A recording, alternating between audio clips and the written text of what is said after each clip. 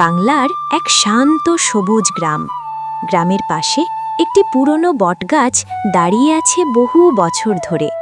গ্রামের মানুষ বলে গাছটি অনেক পুরনো, আর এর সাথে জড়িয়ে আছে অদ্ভুত কিছু রহস্য। সেই গ্রামেই বাস করত একজন পরিশ্রমী কৃষক। তার নাম ছিল করিম। করিম খুব ধনী ছিল না।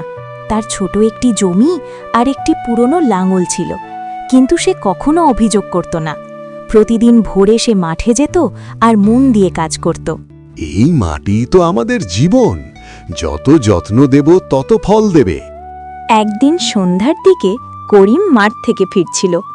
তখন আকাশে লাল সূর্য ডুবে যাচ্ছে আর চারদিকে হালকা কুয়াশা নেমেছে।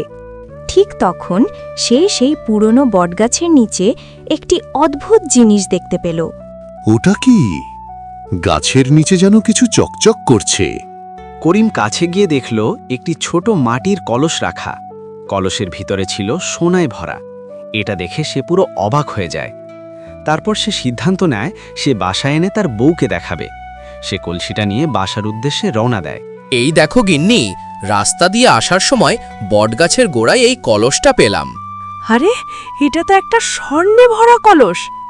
আরে হ্যাঁ গিন্নি, এবার মনে হয় আমাদের দুঃখ ঘুচলো।